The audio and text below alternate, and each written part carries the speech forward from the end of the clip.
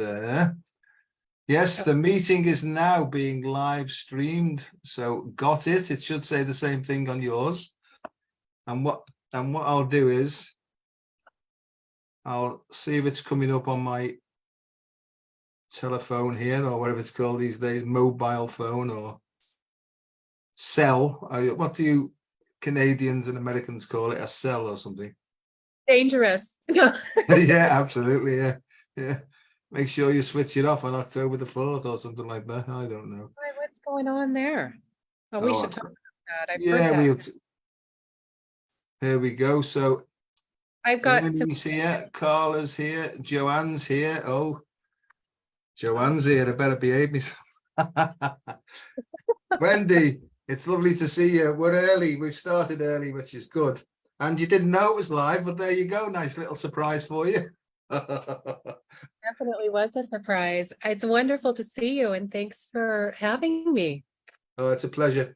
I mean, this is my whole idea for setting this up a few years ago was it's called Getting Real with Dr. Joe, because I spent so much of my life pretending, not being pretentious on purpose as such, but just trying to follow what the social structure was to be successful. And I was a complete bloody failure at it until somebody said to me, stop pretending and just be yourself, And then what happened was I thought it was being myself, but I found out it wasn't myself at all, So I'm still spending time digging down deep to sort of release stuff that's not me so that the real me can come out. I've got no idea what I've just said there, but it's sounding good. What do you think about that so far? Well, I can totally relate. And it's funny you bring that up because I think, I've been thinking a lot of that about the very same thing. I was trying to get on in this program of how we're supposed to be living. And for some reason, it just never quite seemed to work, And I think it was, I got to a point where I went, okay, this old program doesn't work anymore. And now I've been trying to sort of find my footing of, okay, well, what does work when we want to really be in our authenticity, Yeah. So I can say that I've had a similar journey. That's kind of why I started Raise the Vibe. I didn't know why I was doing it. All I knew is there was a community out there and I needed to connect with them, So it's been really interesting what's transpired in the last, I'm going to say, well, I guess it's been about eight or 9 months since I started the show, these incredible folks. And you've been one of them, one of the guests on the show, that are just bringing so much amazing information forward to people that I really don't think we had access to until, the last little while. So it's pretty exciting. No, I think you're right. And more and more people are sort of what they call waking up. And I think that's just the realization that basically, the way I see it, we've been programmed automatons and slaves for millions of years, quite a big revelation, really. But, once I started to see it, I was thinking, hang about, something's not right here, waking up initially 9 till 5, working like hell to try and get enough money to pay all the bills, right? And hopefully have enough left up for a few treats, you know what I mean? And over the last few years, most people I know are skint, that means absolutely they're broke, they've got no money whatsoever. They're having to spend more and more stuff just to survive on their credit cards, and there's a whole sort of air of desperation sort of looming, and I know now that for me, and I can only talk about me, and I'm only learning, I only feel like I'm ever scratching the surface of this thing. But what I found was if I basically jettison me head and the way me head thinks, and just sink deep into me heart of hearts, it's almost like something guides me gently as to what action to take next, really.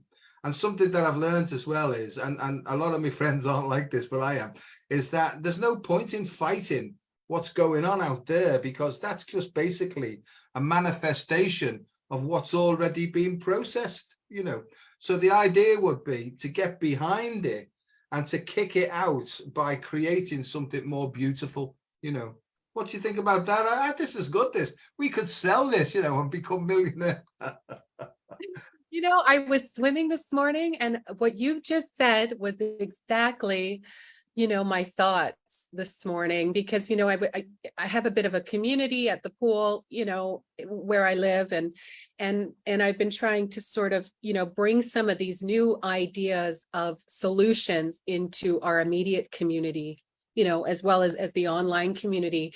And, here in Canada, without saying too much, we're really facing a lot of things that I feel we're at the precipice now, where we got to start living in the solution. And as you said, there's no point in fighting against it, because when you're fighting with it, it's just continuously on the same loop. So, pull yourself off and go, okay, what are some fundamental solutions that we can start doing within the community where we can start making a change? Because I think a lot of us have been talking about these things, but what I'm really hoping is that we're going to actually start now seeing them coming through in the physical, in our communities, and start sort of recreating a better way of being, because this system is broken.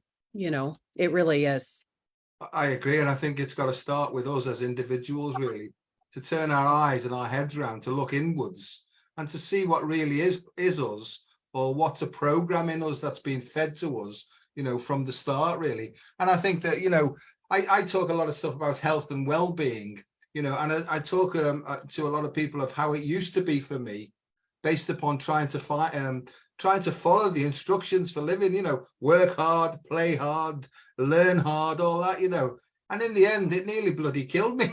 and I met a group of people, basically, who showed me a way, and it's really called mindfulness. They showed me a way to tap into sort of inner resources in me, and almost metaphorically decapitate myself, and just start, rather than living on thinking, just going with how I felt on the inside, And I'm in the process of writing a book, which has taken me about 50 years to write, but it's called The F-Off Approach to Health and Happiness. And the F-Off stands for Focus on Feelings First. And that's, Wendy, how I live my life now. I have a sense of and a feeling, and I go with that now, and if I make a cock up of it, right, I sort of reflect upon it. And if I've hurt anybody in the process of going forward with these feelings, I'll go and apologize and say, look, I'm sorry about that. I'm just learning, So I know now from the studies as well, because I've been doing this for quite some time now, that most people just live on instinct and intellect. And I think that where I got to many years ago, at the sort of my rock bottom, I realized that I had to sort of surrender and go deeper into myself. And that's when I turned to my intuition. And I live my life now all the time on intuition and inspiration that seems to come from within me.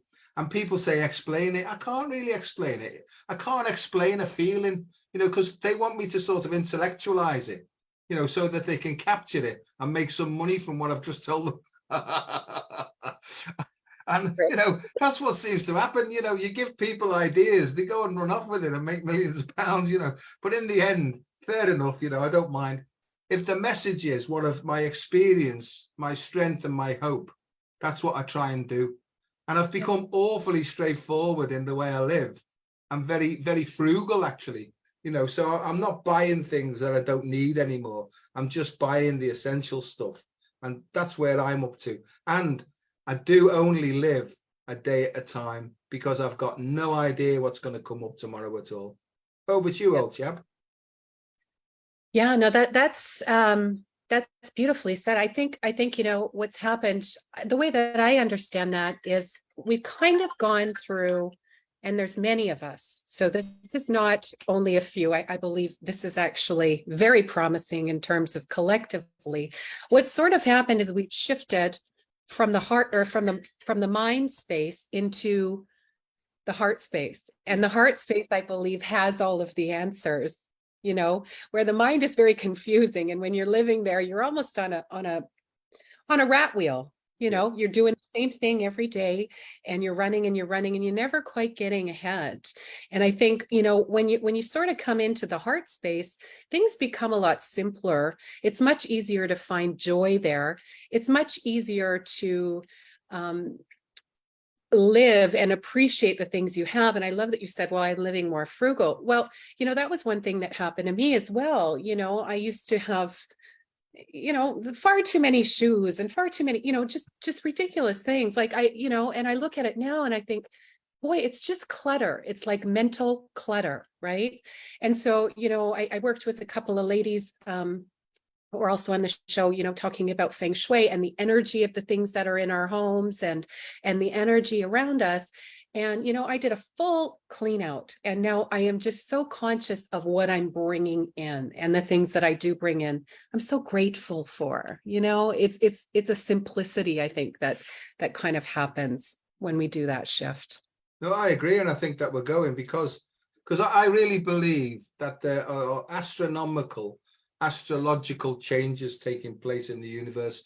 And I've sort of studied this for over 35 years now, more to do with yoga philosophy and the Vedas, so this is stuff that's 5 to 7 to 10,000 years of age, where people could sit there, not on their laptops or their computers or whatever, and they could gaze into the universe. And they used to call it contemplating their navels, and I think that the universe would provide them with the information about how it really is, and they tried to pass it on to us, but somewhere along the line, we've sort of been hijacked by so-called modern science, and they started to tell us how it is. And I'm a scientist, as you know, and I know next to nothing about anything at all, but these scientists seem to have taken the upper hand and says, science has proven this. Well, I say to people, that's all very well, but get the evidence, but do yourself a favor. Go and find out the opposite of what you're being told, just in case there's more evidence on the other side, Now, I'm not trying to cause trouble here, and I'm speaking in code, but, you can't always believe everything that you see and hear from the mainstream media, right? So my thing is now is discernment, it's sort of discern with the feeling from your heart and almost like ask your heart, is this true? And is it true for me?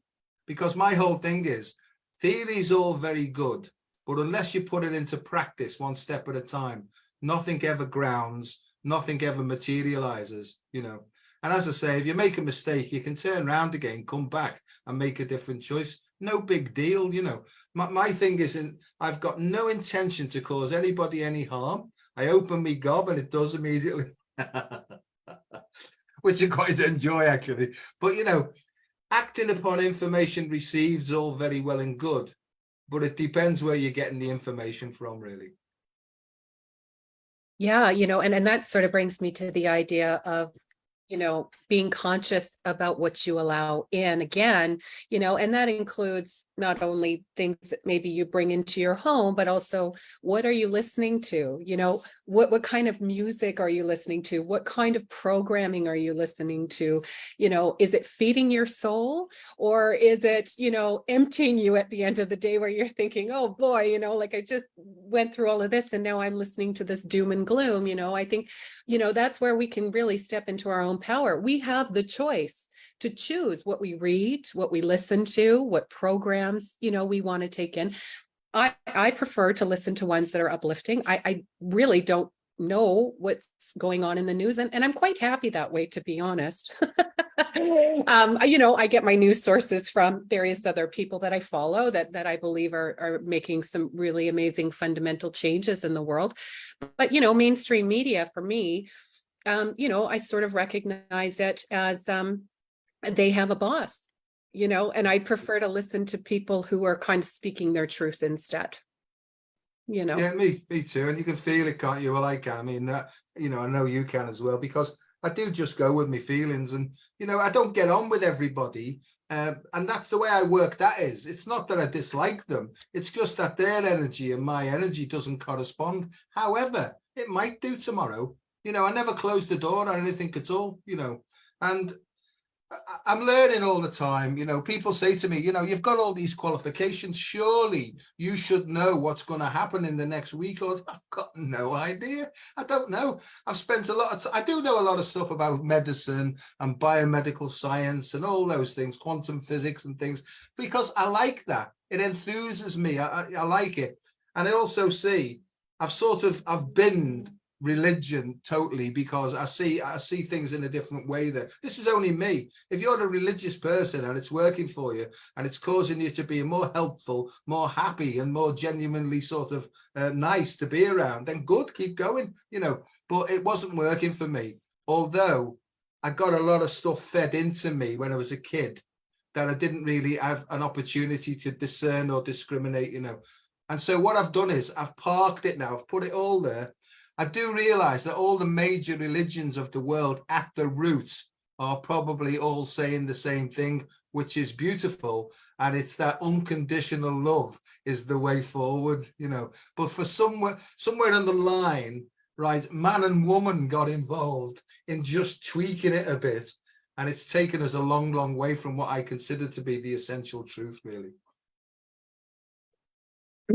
Absolutely. You know, it's funny, I think back, and I come from a lineage of, you know, ministers and people that have been involved in the church. You know, and I remember saying, even as a child, you know, and this was a really difficult thing for my family who were very religious to understand. I would say, you know, I don't need to go to the church to talk to God, because if I want to talk to him or her or whatever, I'll just talk. You know what I mean? I always felt that, you know, the connection was within the heart, you know, and I really had a difficult time kind of being able to see why people felt as though they needed to go somewhere, you know, to find the answer, because I have always sort of felt that the answer is within. And I think many of us, you know, we have an aversion to anything that's organized. You know, and not that, you know, we need organization in the world, but you know, I've always been a free thinker, and I've always had a difficult time thinking inside that, you know, that box, which makes us. And you know, in my field, I work in the field of medicine mostly, and to try and get this across in a way without mentioning God, spirituality, and everything else. So I found a way, and I see it all as physics. It's just physics to me. It's different dimensions, so they can sort of get their head around that, you know.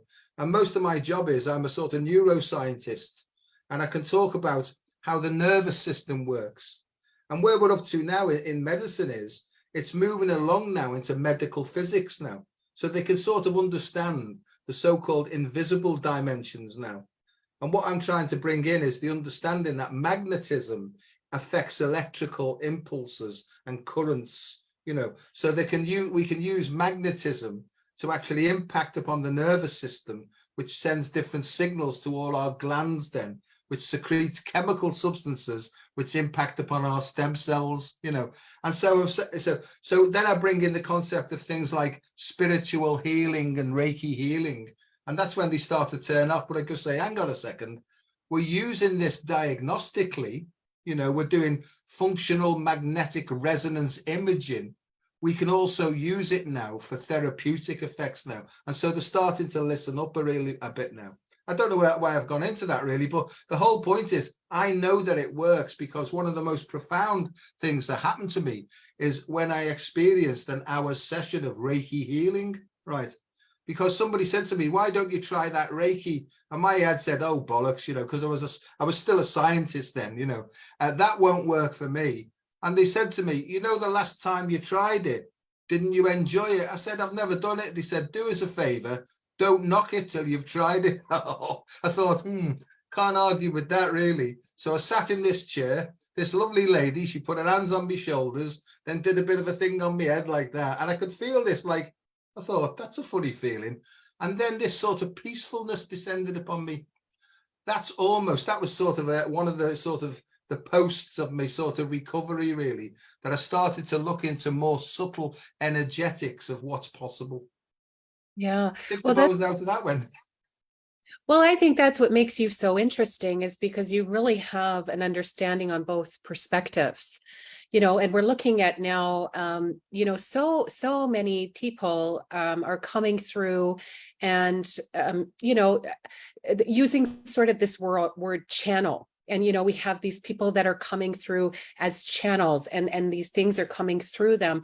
You know, my understanding of sort of any type of energetic healing, it's a very similar thing. You know, this is becoming more prominent, and I believe it's sort of, you know, there's something coming through, and our ions are connecting, and there's something higher coming through. And we need to acknowledge that. We need to be able to sort of acknowledge what we can see, but also maybe what we can feel. Do you know what I mean? Yeah, of course. Yeah. Work, because I think you have such an incredible way of amalgamating both perspectives. Well, You I know, think to me, it's understanding how we pick up information, you know, through the five senses. But there's more than that. You know, some people used to call it extrasensory perception or psychic abilities, you know, and I think with this great shift that seems to be coming in consciousness, people seem to be opening up more and are picking up more subtle, more refined vibrations. And I think what's actually happening is the new vibrations are coming in and they're knocking hell out of the old stuff, right? Because I think everybody's identity has been referenced from the ego. And I think what's actually happening now is this great big tidal wave is coming in to wash away the ego associations. And lots of people are feeling that they can't think. They don't know how to think anymore because nothing seems to make sense. I'm saying that's a good thing. It's working. So just accept the process, because you'll get the answer 3 months after you've been through it, you know, because I think that's the way it works. The ego wants to know what's coming up before it happens. So if it doesn't like it, it can try and avoid it. But this process that we're going through, this is just the way I explain it. It's bigger than us. We might as well just surrender in this great big tidal wave, learn to surf, right, and just go with it, you know. And I like the phrase being and becoming, because I think that's what's happening. We're becoming our real selves, you know, and you know, so it's this surrendering. It's not surrendering to nothingness. It's actually surrendering to all that you really are. And I know I'm talking in guru speak now, but it's very difficult to get the message across, really. See if you can do better than me. I love that. You know, I think it's also a remembrance, because I think we all have this. It's not only one or two people. Everybody has access to their heart. Absolutely. Programmed in a world that has given us a birth certificate at birth, and right from there started to deprogram everything we came in with, right? And so everything we knew as a newborn, beautiful babe coming in as pure light, right? We forget over the course of what we've been taught, you know, those first 7 years of life, for example. Oftentimes people will live their entire life replaying, you know, the same things that they learned in those very important first 7 fundamental years of our life. So, you know, the interesting thing is, you know, being open and understanding that, you know, yes, as long as you're open to this, you can come back into something you already knew. Like, it's not new. It's just been sort of, you know, stripped away temporarily. But, you know, oftentimes people will go through, and I think we are almost collectively in many ways going through what some would call sort of the dark night of the soul. And I don't particularly love that, although I've been through many of them, and you know, they're not comfortable situations. It's really uncomfortable, and it can be very scary for people too, because if you have to leave something that feels very comfortable and, you know, surrender into the unknown, it's not an easy situation. There can be many things that are coming up that are uncomfortable, you know, to deal with. And, you know, I think we're seeing this collectively. I mean, we're looking at, I can see, you know, within the community that I'm involved in, that there is a beautiful extension of consciousness happening. And there are so many that have these amazing gifts, and that are really, you know, have been able to come back into that remembrance of who they are.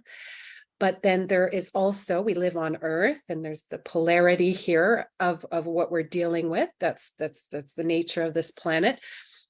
So, you know, we're also seeing a lot of things are crumbling on the other side of that. And it kind of has to, because these two energies now they're kind of going like this, right? So I think there's not a lot of choice. It's kind of at this point, it's sink or swim, in my opinion. I mean, it's just my opinion, but, either we're going to evolve in consciousness and create something new, or, the other side of that would be like a de-evolution, I agree entirely. I think you're right. I think there's a necessary disintegration taking place, a deconstruction of everything that's been built based upon egocentricity, right? And people say to me, you've got to lose your ego. I don't think that you can lose your ego, because to me, the ego is the human body mind complex through which this deeper thing works. So, I think you can let go and allow it to be balanced. That's my view of it, really. But what was I going to say then about the ego? So it's not really about losing the ego. It's losing the attachments to the egomania. I think it's egomania that we need to lose. And so how do you come into balance? You just surrender everything. Have a word with your heart. And this is what I do, is I tap on my heart, because I know that is the source of my innate intelligence. I call that I, innate intelligence, and two eyes watching, really, and stuff like that. And I talk to it because it's the bigger me, it's the big mind, and this is the little mind that thinks it's the big mind, So it's almost as if this has got to dissolve into this one, and then they work hand in hand. And I see that as a soul, ego, soul merging. And I think that the best way to do it, in my view, is to just let go, stop analyzing, and almost listen to your breath and try and get a feeling of where you're being guided. And sometimes I'll get really clear images of turn left at the bottom of the road, and I think, okay, and it's become that simple. Sometimes I'll get a whole load of thought in, and I have had voices inside me, I've had voices saying things to me, and I just say, well, explain that more. But mostly it's like rapid, powerful thinking that comes in as a guidance. How do I know it's proper guidance, if you want, because of the way that it makes me feel. If I feel open and flowing, then I just keep going, what I mean? And this is what, Wendy, this next thing is the thing that's most important to me. If I'm feeling emotionally disturbed, I need not to take any actions there and then. I need to create a space, right, where I can almost create this objective witnessing space, where I can almost put my life on a stage in front of me and play it out, and allow my heart to sort of direct me to a menu of options that are healthy and not harmful. I know that sounds a bit weird, but it's a simple feeling thing, really. And it's just through practice. I'm getting better at it all the time. Do I make mistakes? Of course I do, but I'm not bothered now, because I'm only trying to learn and to improve. And what does improvement mean? More flow, more joy, more vitality, more life, and more laughter. Because I sometimes go to the shops, the mall or the mall, or it's more like a mall than a mall, but everybody's so bloody miserable, and that's it as well now. I tend to choose people as friends, if you like, who are laughers and jokers and all that, because there's a phrase that I heard, stick with the winners. And that's what I try and do now, is people who, when I'm around, I feel more joyful, and I don't feel like the life force is being sucked out of me. Over to you.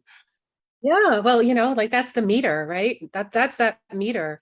Yeah. I say, like, if it feel, how do you know you're on the right path? It feels good. It feels, I mean, it excites you. There's passion there. Even, that's, I feel like, is sort of the way forward.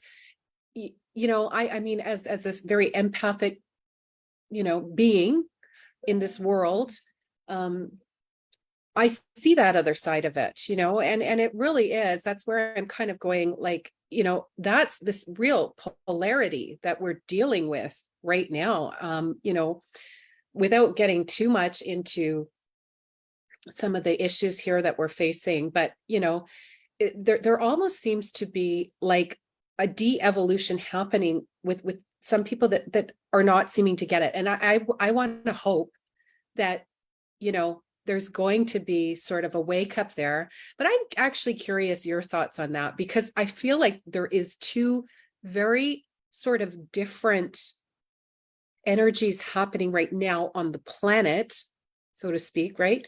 Yeah. What do you think? And I'm trying to think about this too, because I'm going, what's important for me every day is exactly like you said, connecting with people that I love. They're like soul family. They come, we energize each other, we talk, real talk, it feels good. Then you go into the world, we're facing an epidemic of substance abuse, homelessness, inflation. People are continuously still being kind of stuck on this wheel, so I feel like maybe some of the people that have worked through some of this stuff are hopefully being, in the forefront of helping some of these other people come out of this reality, because it is very, very different than it even was a year ago. I agree. I see it exactly the same way as you do. And I think that every single person on the planet has to hit a personal rock bottom, where they come to a point where they just can't think their way out of it anymore, right? And I think people like you and me, who've been through that process, our job is to try and help them to raise that rock bottom so they don't have to go through the next 10 to 15 years of sheer hell. And how do you raise the rock bottom? You just share your experience, your strength, and your hope.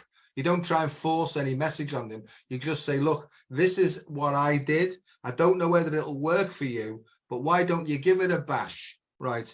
Get out of your head and into your heart. Well, what do you mean by that? Well, you can do a certain breathing technique that can help you to relax. And it's almost as if you start to get better ideas while you're in this state of relaxation. And that's my job, really, as an energetic healer. I can also do that hands-on stuff where I can open hearts up and contact souls and stuff. But that's just another thing, that I've learned over the years.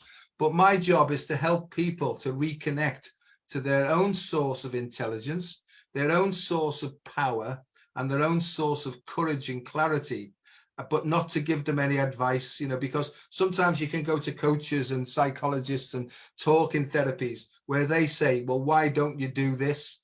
As far as I'm concerned, that's disabling and not enabling. To me is, don't ask me. The answer's already within you. Get in there and ask that in there. Well, what is it? I don't know what it is. It's just a feeling. But I do know what it is. It's intuition.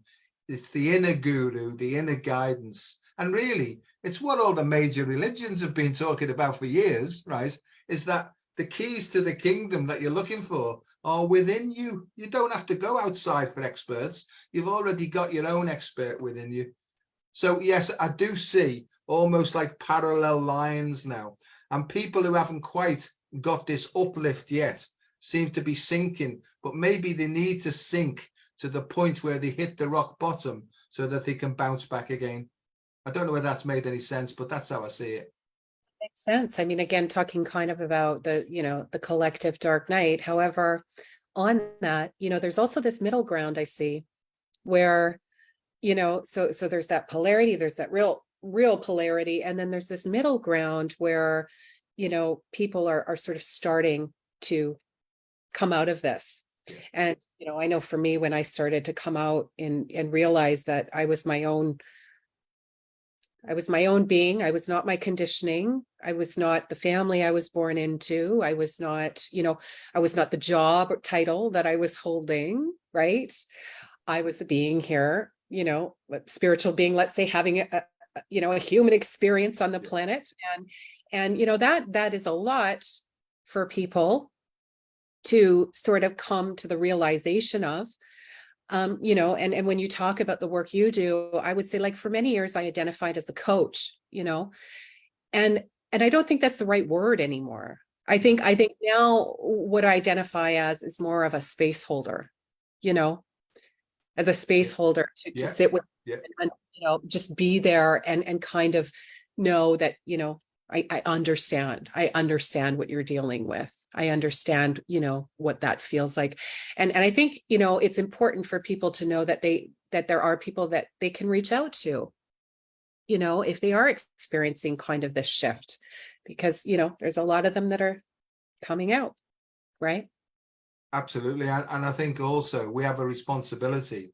It's almost like, there's people at various stages, let's call them stages, we're becoming sages in stages, right? But that's only by taking the correct action, because when you take the correct action, you get more of an influx of energy. It gives you more courage to carry on and go forward, really. So it's an energetic process. But I think more than anything else it's about personal responsibility. If we're adults now, children are different points, there's some people believe that children have picked their soul. Okay, we'll leave them out of it for now.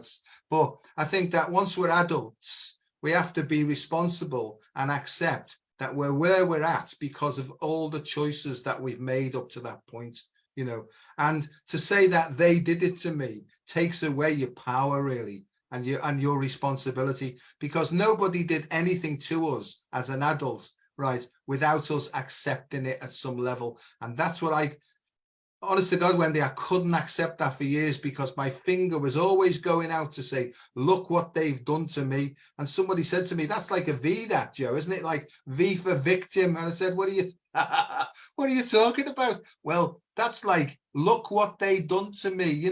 If you hadn't have done that, I wouldn't be like this now, and all that. And they went, as soon as you point like that, you're giving your power away, you're giving your energy away. And look, Joe, when you point the finger like that, there's 3 fingers coming back at you, right?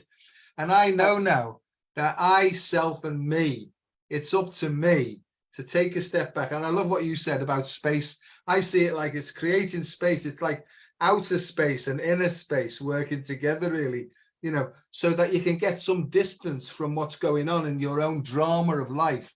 And so you can see it more clearly.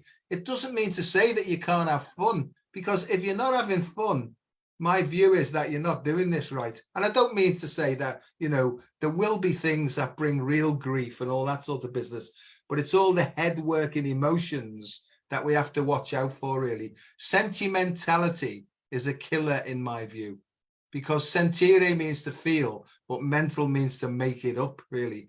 And I think a lot of people can make, oh, it's so lovely to see, oh my goodness, have you heard the news and all that, and then the phone rings and they go, hello, how are you doing? Oh, they forget it, but with real feelings, you can't detach from a real feeling like that, So just let me get this bit while it's in my mind. They said to me, if you don't want to fight, Joe, don't get into the boxing ring. That's your choice. Don't get in the boxing ring, right? But that doesn't mean, though, Wendy, that I don't take action if I feel that something's wrong. Right. It's taken an action based upon an emotional reaction that's got me into trouble all my life. And the emotional reactions were all egocentric. And I know now that if I'm feeling disturbed, I have to stop. There's something that needs attention paying to it. And sometimes it's just seeing it. Sometimes you don't need to do anything. Sometimes it's just, oh, look, I was trying to make myself bigger than I am there, or I was cowering under the thing there, So that's where I'm up to. Every day I'm sort of tuned into my body and my body's feelings and my emotional state, really. Yeah. And, I think that's a beautiful space to be. I think I'm very similar, in that kind of energy. And, it's interesting when you talk about self-responsibility, it sort of brings us right back to the solution, being the solution rather than sitting in the problem, accepting the responsibility that we all did this, this is fundamental, but now we're conscious. We're now conscious of the things that have happened. We may have called them in for a certain lesson that we needed to learn to evolve in consciousness. And it's been a difficult, situation to deal with, but it may have been something that was logged into us. Let's say in those first 7 years of life that we were unconsciously drawing into our experience until we became conscious of what that thing was. And now we're in a situation to make a fundamental change, right? So yeah, perfectly. And I think to get back to balance, those things that we develop, those coping strategies or styles, that we developed in the first 7 years of life. Most people, until they become conscious, don't get out of that. So if any stress or any sort of perceived threat comes in, they automatically default to the coping strategies they developed in the first 7 years of life. And there's a famous Jesuit saying that, give me the boy until he is 7 and I will give you the man, you know. And they knew that, and the Jesuits were very good at like conditioning and programming kids, you know, because I went through that process myself, really. And it's when I stood away from that to try and let go of those deeply embedded beliefs and habits, right, is frightening, until you start to realize, hang on a second, I've been living everybody else's life except my own. And my dad used to say, God bless him, he used to say, son, play it by ear and think for yourself. They were his 2 phrases. Play it by ear. That means listen in, right, and go with the feeling, and think for yourself, right. He sometimes said, don't believe everything that your mother tells you. Because I can see, honestly, Wendy, my mum's still going. She's in the nursing home around the corner, and you know, she still tells me what to do and all that, you know, but I just laugh about it now. But honestly, until I was 38 years of age, I was living the life that my mother thought was best for me, because I didn't want to upset my mother, right? And when I started to see this, I basically had to say to my mum, look, mum, those ideas that you've given me and all that, I'm going to park those for now, and I'm going to start to think for myself. And she said to me, Dad, Jim, right, he's got involved with the wrong type of people now, right? He's blaming us for everything. And I, you know, so I had to go through a tussle with my mother to say, look, mum, right, by all means, you can offer advice when I ask you, but other than that, zip it, right? And we fell out for a while. I'm being honest, you know. And my dad jumped up, don't talk to your mother like that. Right. So that was part of, and being dead honest, when I walked out of their house on that day, it's almost like I flew into space. So a great big weight was lifted from me. And that was the day that I started to become an adult of my own, you know, and it's gone on from there. And now I'm just about coming up to 17 years of age now. Me too. No. Yeah. With all the trouble that causes. Yeah, I know this adulting thing, boy. Anyway, no, I can totally relate. You know, I definitely, I think, had a similar situation. You know, my family is very much about getting a job, getting a retirement plan, you know, working hard, and you know, and so obviously I was the black sheep of that, and ridiculed as a result of that, because I very much went through the cult programming, and it happened to come through my family situation. But you know, there was something inside of me that knew that there was a different way, you know, to do things, and I needed to do things my way.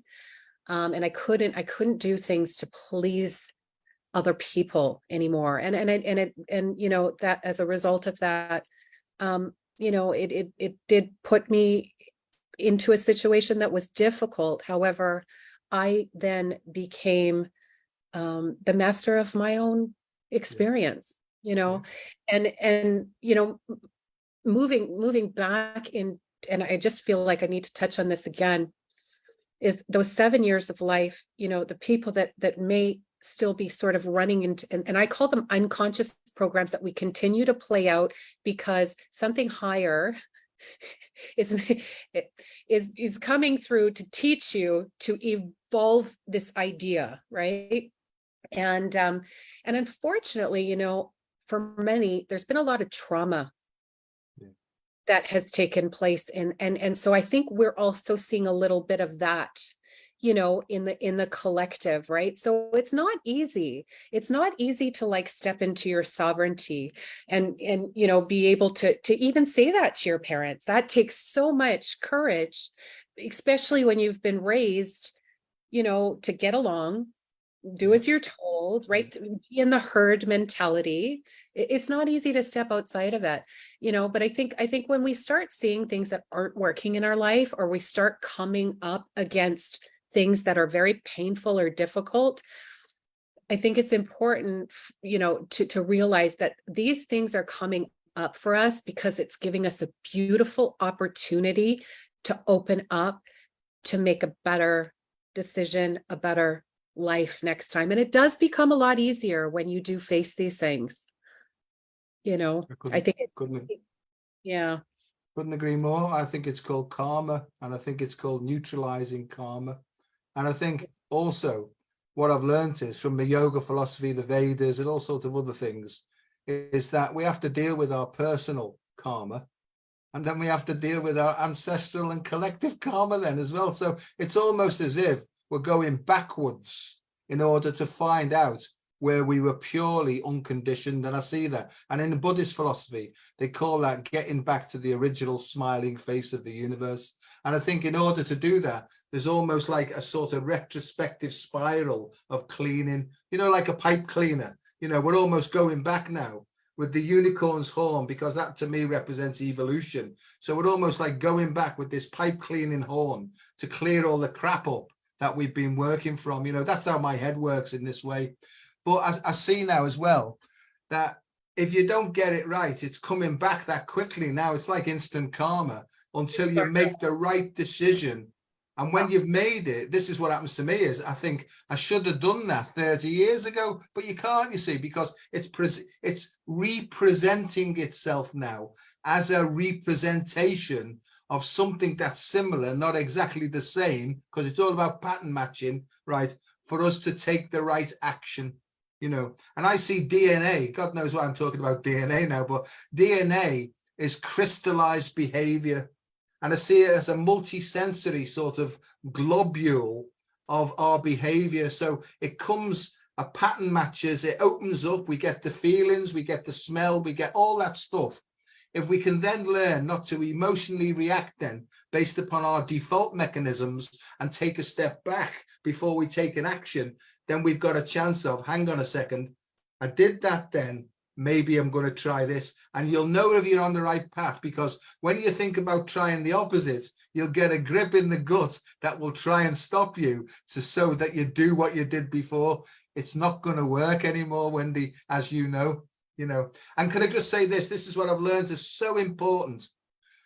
You will be guided from one moment at a time to take an action, right, based upon when it was actually laid down. So your spirit will guide you to unlock something at exactly the right time.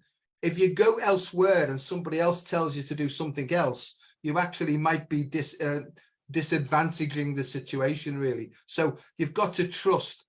This is what I say. I'll just explain what I say. What is it that I need to do? And I'll get a clear picture. And then the ego comes in to say, do I have to? And the answer is, yes, you do, right? And can't I do it tomorrow? No, you can't.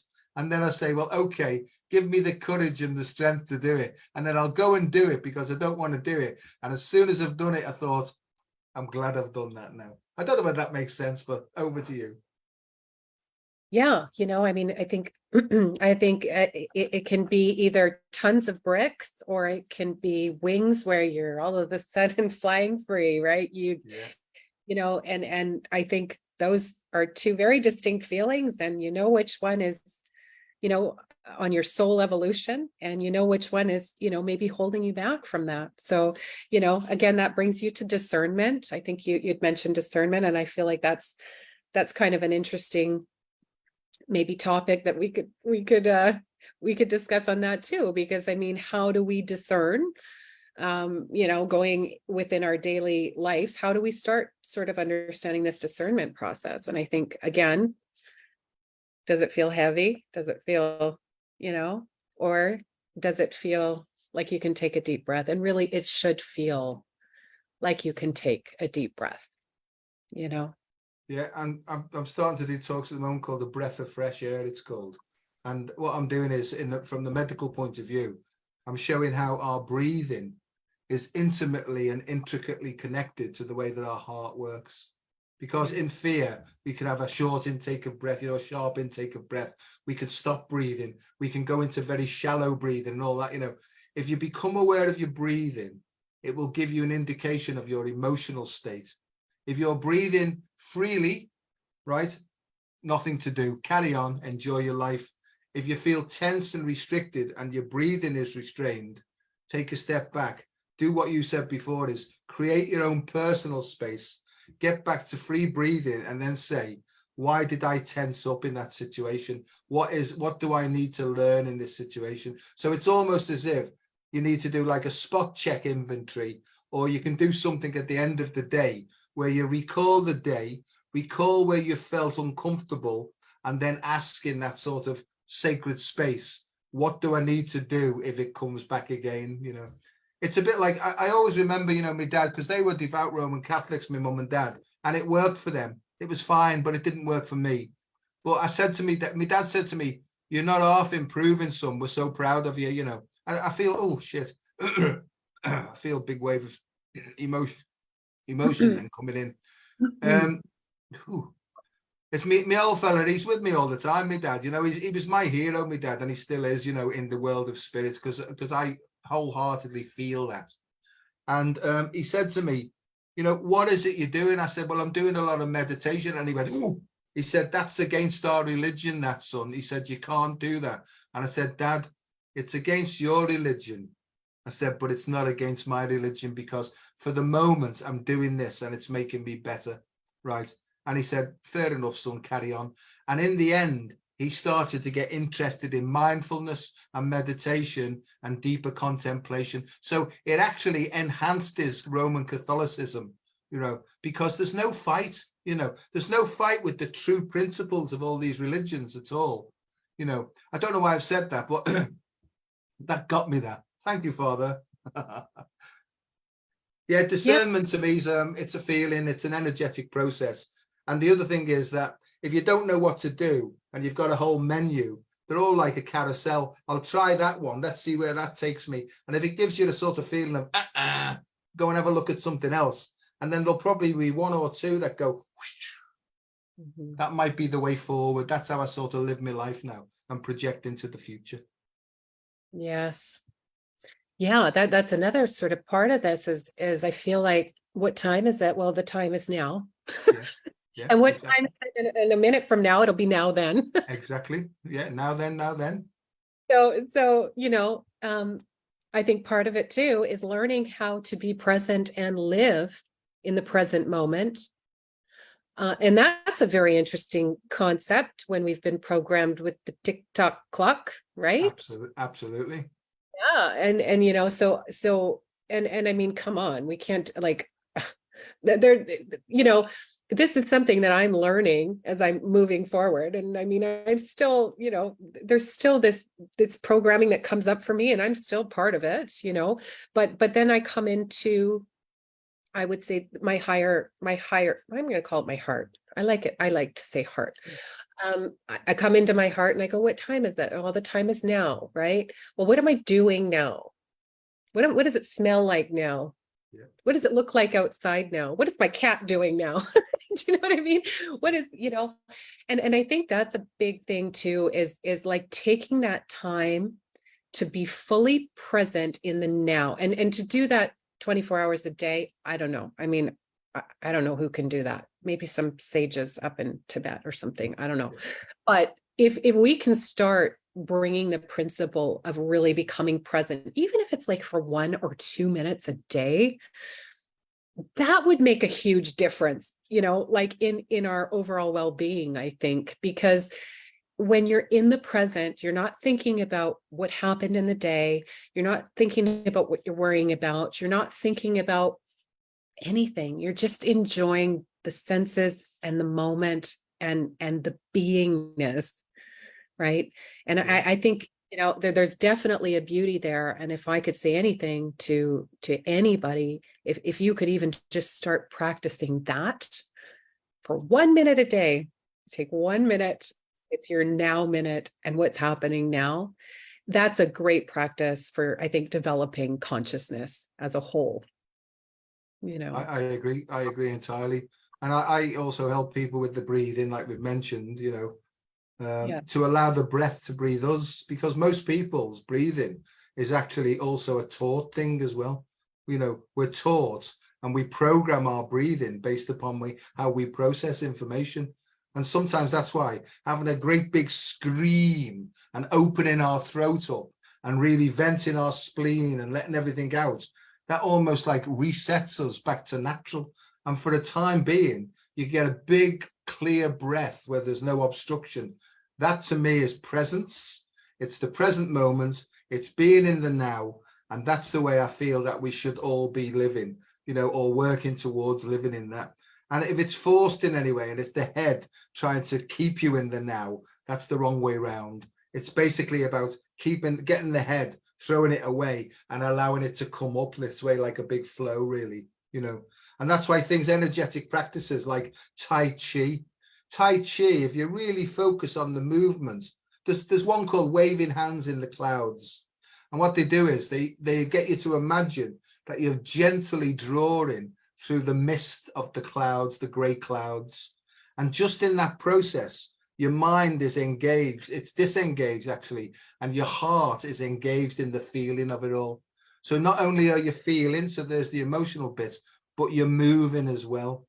And it's almost in the end, when you get good at it, you can let go.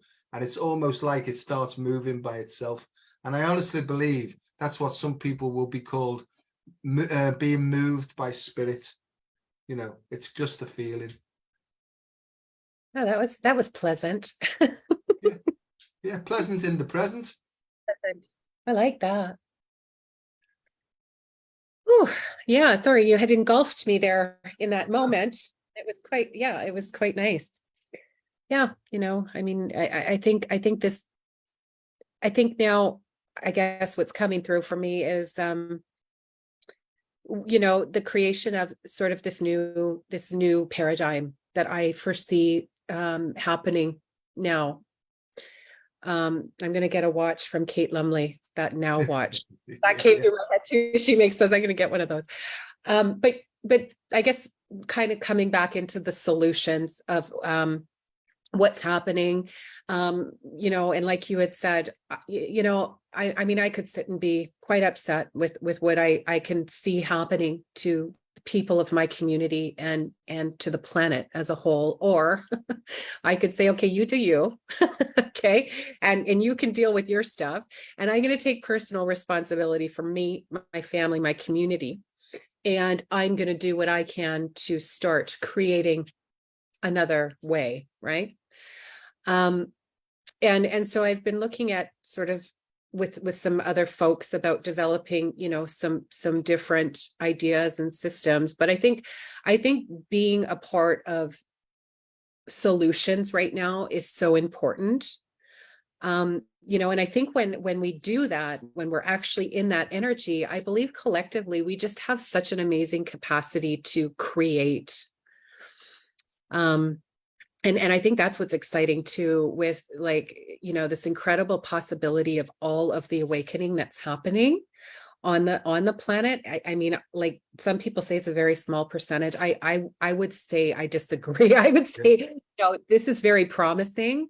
And so I think this, you know, in all of this darkness that some people might see, there's also this beautiful light emerging, where we really are in a situation now where we can start making fundamental change and building a much more evolved community way of life.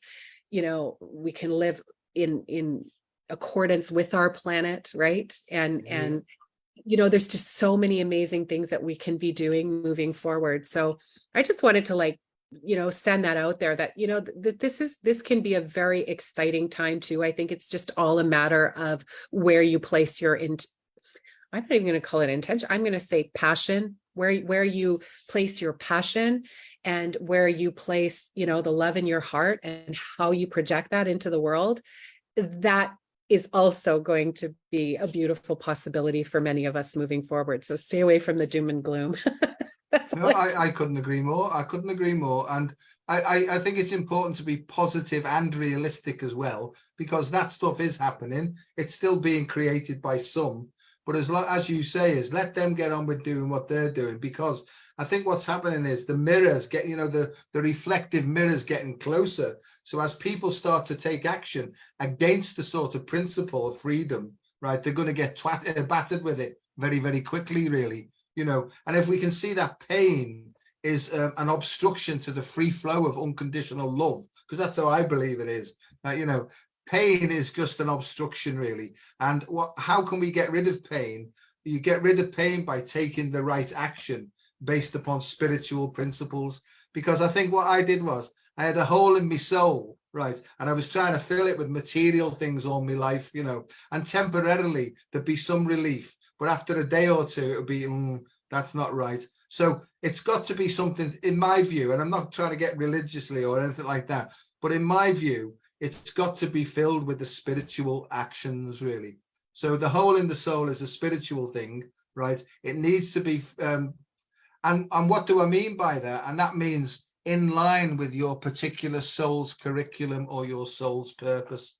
And when we say collective individuality, I mean that each one of us, each of the 8 million on the planet, if we all worked from our soul's particular frequencies, then the world would be totally free. Because I know that you agree with that. You know, if one person says no, it's pretty difficult.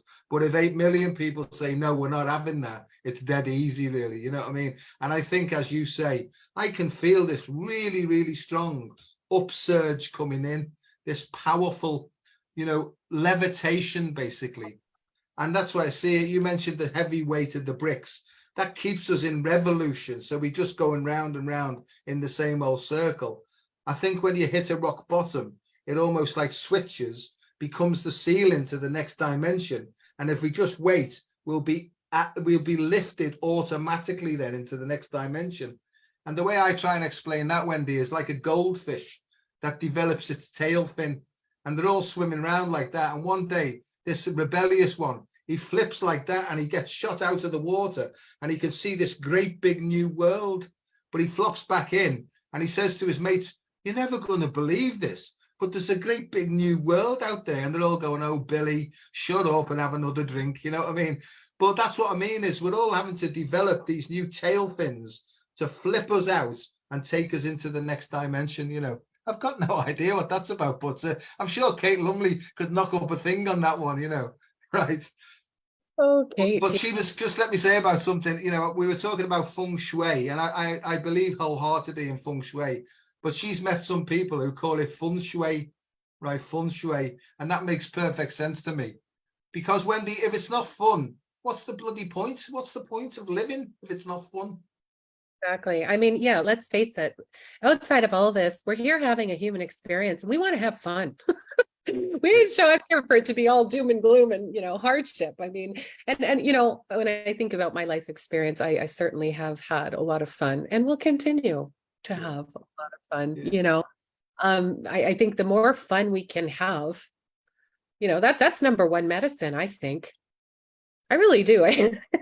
You're not, you know, yeah. So They say, don't they, laughter is the best medicine. And I'm not trying to knock down anyone who's really going through hard times of impoverishment and stuff. I'm not trying to say that, but I was there myself.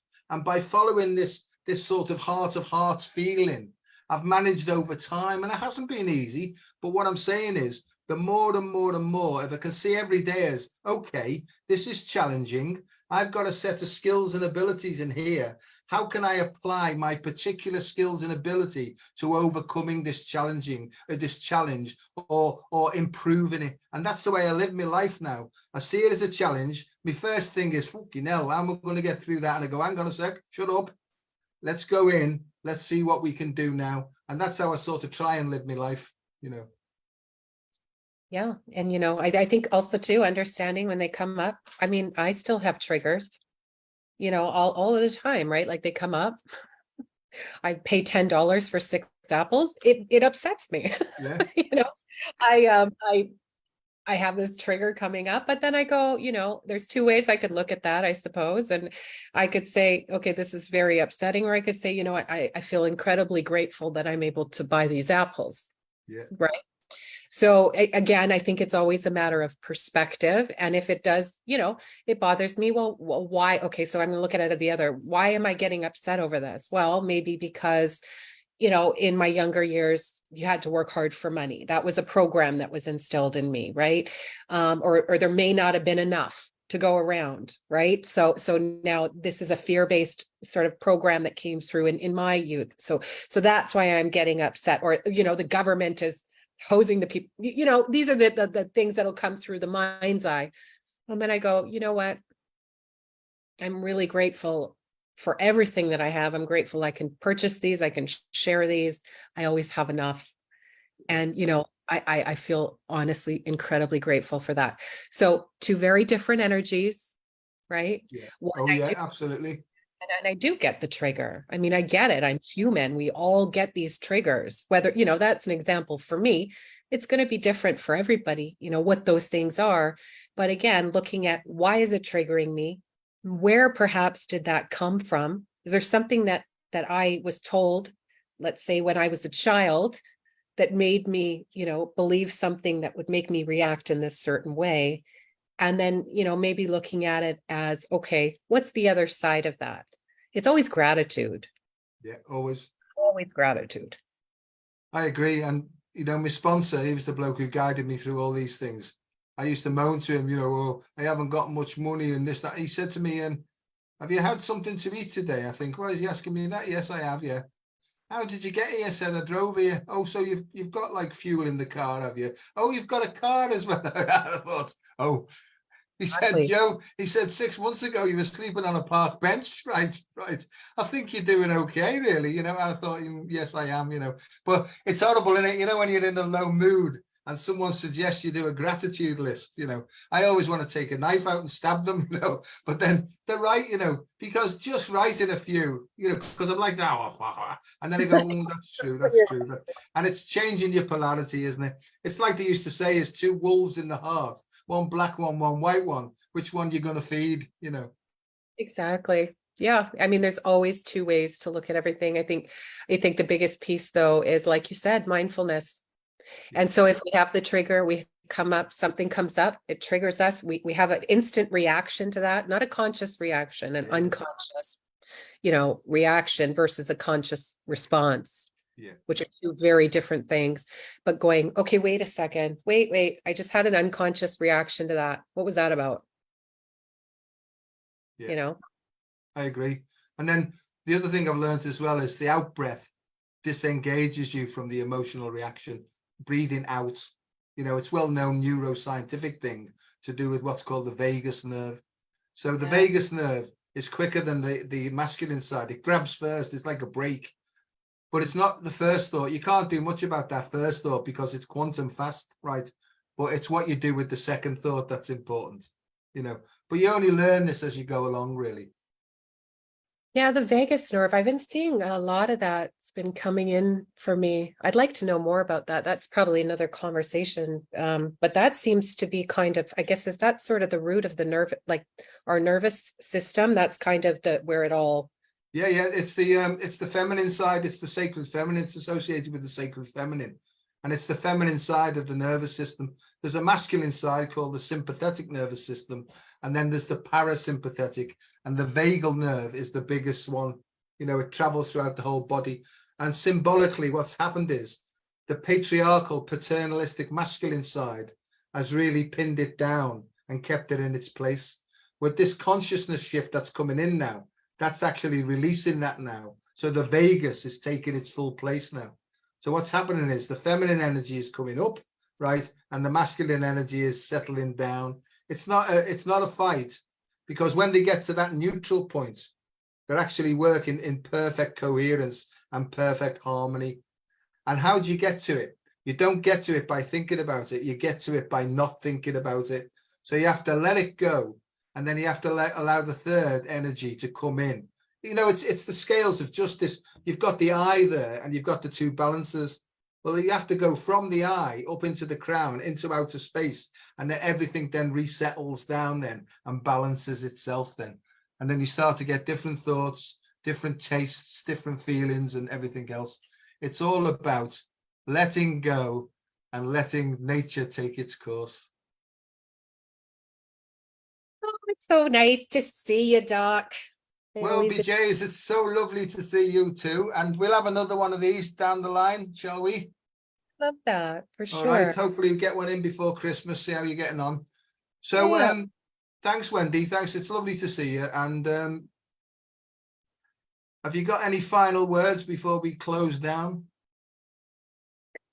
Oh boy. Well, I mean, I guess I just, I don't know much about anything outside of I'm a person who has a lot of passion to create a beautiful change on the planet. And I hope that, I think, like yourself and so many others that are doing this amazing work, I think we're really making leaps and bounds into what's being created moving forward. And I hope between now and the next chat that, we're starting to see some real fundamental boots on ground change regarding this. And I think that's the next step. So thank you so much for having me. You're quite welcome. Well, have a lovely rest of the day, and I'll speak to you next time.